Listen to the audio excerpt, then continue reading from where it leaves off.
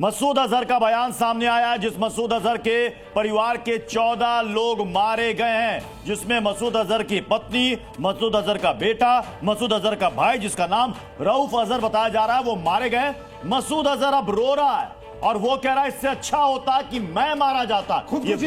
ये वो मसूद अजहर है जिसे कंधार विमान अपहरण के समय में छोड़ा गया था। ये वो मसूद अजहर है जो पाकिस्तान में बैठकर हिंदुस्तान के खिलाफ साजिशें रचता था, और आज इसकी फैमिली के, यानी कि इस आतंकी फैमिली के 14 लोग मारे गए हैं और ये रो रहा है। और एक अहम बात यह भी है कि ये आतंकियों की जो भारत की लिस्ट है उसमें सबसे नंबर 1 आतंकी है मसूद अजहर। तो ये एक अच्छा है, खौफ अच्छा है, डर अच्छा है। अपने परिवार के लोग मरे तो फिर उसके आंखों में आंसू आ गए। अपने परिवार के लोग मरे तो ये कहने लगा कि मैं मर जाता इससे तो अच्छा था। लेकिन सैकड़ों हिंदुस्तानियों की मौत का जिम्मेदार मसूद अजहर आज खून के आंसू रो रहा है। और 7 मई 2025 की यह तारीख इतिहास में दर्ज होगी, क्योंकि इस दिन सबसे कुख्यात आतंकी जिसने कि भारत को सैकड़ों जख्म दिए हैं, उसे ऐसा जख्म मिला है कि आज वो खून के आंसू रोता हुआ ये कह रहा है कि इससे अच्छा तो मैं मर जाता। तो इस वक्त की बड़ी खबर है कि ये तड़प और ये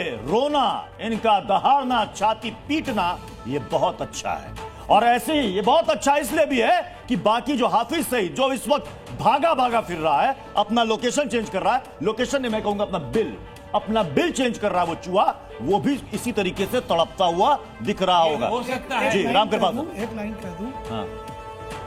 अगर मसूद अजहर ये पहले मारा गया होता तो आज उसका परिवार जिंदा होता। यस, ये समझ लीजिए, ये बहुत लोगों के लिए है। हाँ। कि जो लोग इस तरह से हैं, आज वो कह रहा है कि इससे अच्छा तो मैं मर जाता। जी। अगर ये मर गया होता तो आज इसके 14 लोग जिंदा होते। ये बहुत अपने आप में कबूलनामा है। ये मसूद अजहर का कबूलनामा है कि उसके परिवार के लोग मारे गए हैं। अगर वो मर गया होता तो ये परिवार जिंदा रहता। लेकिन सर, बाकी आतंकवादियों को सोचना चाहिए। लेकिन वो तो पाकिस्तानी सेना और आईएसआई के महफूज यहां शेल्टर में था। दीपक वोरा जी, भारत की ओर से जिस तरह से पूरा शेल्टर ये ब्लॉक किया गया है, पूरा उनका जो सुरक्षा चक्र था उसको भेदा गया है। अब पाकिस्तान में बैठे आतंकी 1000 बार सोचेंगे, क्योंकि उनका अपना घर, उनके अपने लोग भी भारत की मिसाइलों से सुरक्षित नहीं है। आपने बिल्कुल सही कहा सर। 9/11 के बाद जब अमेरिका ने हमला किया था अफगानिस्तान पर, सारी दुनिया अमेरिकन थी। सबने कहा तोड़ दो आतंक को, बहुत खुश थे सारी दुनिया। और 7/5 को जो हमने किया है, सारी दुनिया हमारे साथ है। तोड़ दो इस आतंक के गढ़ को। क्योंकि सर एक चीज मैं बता दें, आर्थिक, सोशल, एजुकेशन, सब कुछ, दुनिया की नंबर 1 चैलेंज आज 100 से ज्यादा देशों में क्या है? आतंक। वो सब हमारे साथ हैं। Thank you India. मेरे पास जो मैसेज आ रहे हैं, thank you India for doing what you have done. ये संदेश है। पाकिस्तान में अब काहे की बैठक हो रही है, मुझे समझ में नहीं आ रहा। नहीं सर, वो शोक वहां पर मसूद अजहर रो रहा है, छाती पीट रहा है, काहे की बैठक हो रही है? वो शोक सभा हो रही है। शोक सभा हो रही है। इज्जत से कैसे सरेंडर करें?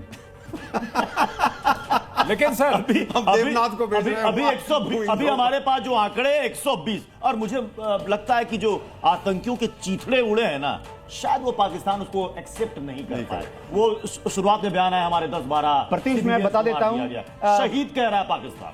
प्रतीश, मैं बताता हूं, पाकिस्तान ने कभी नहीं मानना कि इतने सारे आतंकी मारे गए हैं। लेकिन हमारी खबर बहुत पुख्ता होती है। 4 जगह से हम कंफर्म करते हैं। एक, हम एम्बुलेंस सर्विसेज के साथ बात करते हैं, हमारे एजेंट बहुत मजबूत हैं। 2, सब अस्पतालों में जो आईसीयू हैं वहां पर हमारे खबरिए हैं, हम वहां से कंफर्म करते हैं। 3, हम कब्रिस्तान से, जहां पर इनको सुपुर्दे खाक किया जाएगा, वहां से कंफर्म करते हैं।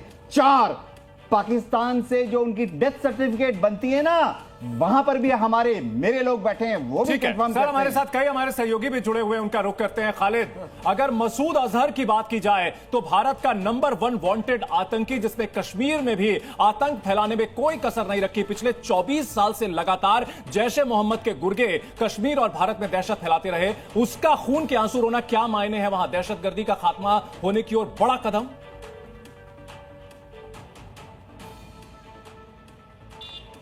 देखिए, बिल्कुल मुरीद के जो हेडक्वार्टर है जैश ए मोहम्मद का, वहाँ पर जो हमला टारगेटेड किया गया है वो इसीलिए किया गया था कि जितने भी हमले अगर हम भारत की करें तो उसमें सबसे ज़्यादा हाथ जो है जैश ए मोहम्मद का सामने आया है।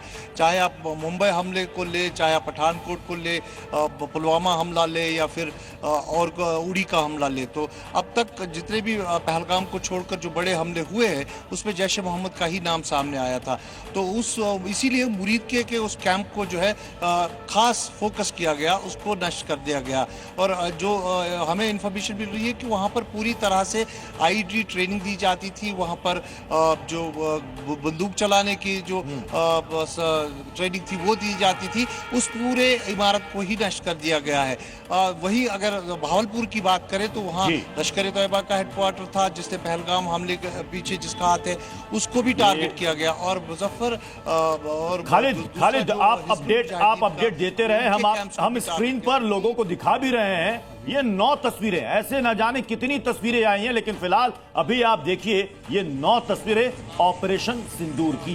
पाकिस्तान को रात 1:05 से लेकर के रात के 1:30 बजे तक जो तगड़ी मार पड़ी है ना, ये उसकी तस्वीर है। देखिए कैसे वहां पर लोग सड़क पर भागते हुए नजर आ रहे हैं, आतंकी छिपते नजर आ रहे हैं, बड़े बड़े गोले गिरे हैं वहां पर, विस्फोट धमाका आप देखिए। और उसके बाद जब यहां पर प्रेस कॉन्फ्रेंस हुई और हमारी सेना की तरफ से बकायदा वीडियो जारी करके बताया गया पिन पॉइंटेड टारगेट हमारा था, कौन कौन से आतंकी अड्डे थे जिनको हमने तबाह किया। हमारे साथ रजत भी इस वक्त ग्राउंड जीरो से जुड़े हुए हैं।